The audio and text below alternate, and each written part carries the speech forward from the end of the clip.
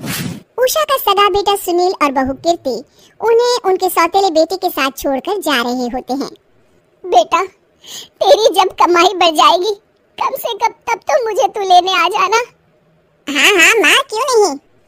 चलो भी, अब कितना लेट कर दिया है, टैक्सी इंतजार कर रही है बाहर। हाँ हाँ चलो। सुनील और कीर्ति चले जाते हैं और उषा उन्हें जाता हुआ देख उदास हो जाती है। तभी वहाँ निशा आ जाती है। अपनी सास को उदास देख निशा उनके पास जाती है। क्या हुआ मम्मी जी, आप तो बहुत सगा बेटा करती थी। आपके सगे बेटे ने तो आपको छोड़ दिया और चले गए अपनी अलग गृहस्थी बसाने। देख बहू, मेरे बेटे को कुछ भी कहने की जरूरत नहीं है। मुझे यकीन है कि जब उसकी तनख्वाह बढ़ जाएगी तो वो मुझे लेने जरूर आ जाएगा। हाँ, ये भी देख लेंगे कि वो लोग आपको वापस लेने आते हैं या नहीं। तब तक तो आप भी यही हो और मैं भी। उषा अपने बेटे के ना होने से बहुत ही उदास रहने लगती है।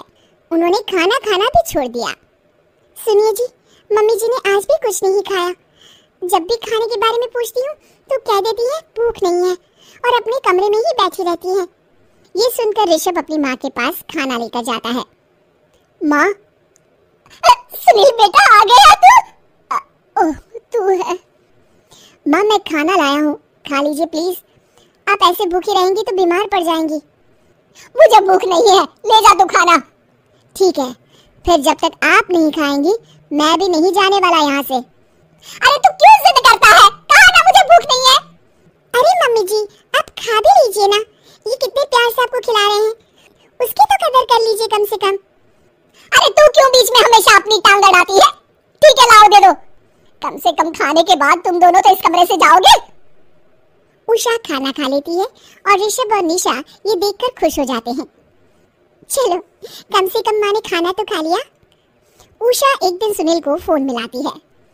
हेलो बेटा सुनील, तू घर मिलने आ जाना बहू को लेकर। कितने दिन हो गए, बहुत मन कर रहा है मेरा। हाँ हाँ ठीक है माँ, ऑफिस में बहुत काम है, टाइम मिला तो आ जाऊंगा। सुनील फोन काट देता है। हेलो सुनील बेटा। सुनील की बात सुनकर उषा उदास हो जाती है।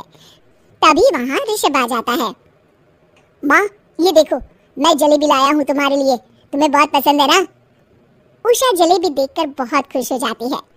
अरे वाह, जलेबी ला दे। उषा जलेबियाँ खा रही होती है और ऋषभ अपने कमरे में चला जाता है। देखा मम्मी जी, आपका ये कितना ख्याल रखते हैं और प्यार सगे और सौतेले से नहीं आका जा सकता। आपको उदास देखकर ये आपके लिए तुरंत जलेबी ले आए, यही तो प्यार होता है। ये कहकर निशा वहाँ से चली जाती है और उषा सोचने लगती है, शायद तू ठीक कह रही है बहू। उषा देखती है कि ऋषभ उसका बहुत ख्याल रखता है और उसे उसकी गलती का एहसास होने लगता है। एक दिन सुनील और कीर्ति घर पर आते हैं। उषा उन्हें देखकर खुश हो जाती है। और माँ, कैसी हो? अरे बहुत अच्छी हूँ। ऋषभ और बहू मेरा बहुत ख्याल रखते हैं। वैसे मुझे नहीं लगा था कि तू आएगा बहू के साथ। क्यों, ऐसा क्यों लगा आपको माँ? बेटा, फोन पर तूने कहा था कि तुझे बहुत काम है। हाँ माँ, पर मुझे ये भी तो पता था ना कि मेरी माँ इंतजार कर रही होगी मेरा। ना बेटा ना, मैं तो इंतजार नहीं कर रही थी, मैंने तो उम्मीद ही छोड़ दी थी।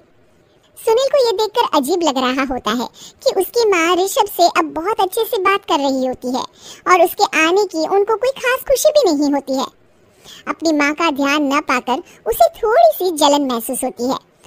माँ, ये देखो मैं क्या लाया हूँ, साड़ी तुम्हारे लिए। हाँ बेटा, अच्छी है साड़ी तो। अच्छी है तो फिर आप आज इसे पहनो और फिर कहीं घूमने चले जाते हैं। बेटा, ऋषभ ने भी मुझे साड़ी दी थी, आज तो मैं वही पहनूंगी। तेरी दी हुई साड़ी फिर कभी पहन लूंगी। सुनील को अब बहुत ही ज्यादा जलन हो रही होती है। उसे समझ नहीं आता कि अपनी माँ का ध्यान फिर से कैसे वो अपनी तरफ खींचे। रात हो जाती है और उनके जाने का वक्त आ जाता है। माँ, चलो अपना सामान बांधो और हमारे साथ चलो। कीर्ति ये सुनकर चौंक जाती है। ये क्या कह रहे हैं आप? हम सासू माँ को लेने थोड़ी ना आए थे। अरे तुम चुप हो जाओ। माँ, चलो जाओ, अपना सामान बांध लो। आप मेरे साथ आ रही हो, मैंने कह दिया तो कह दिया।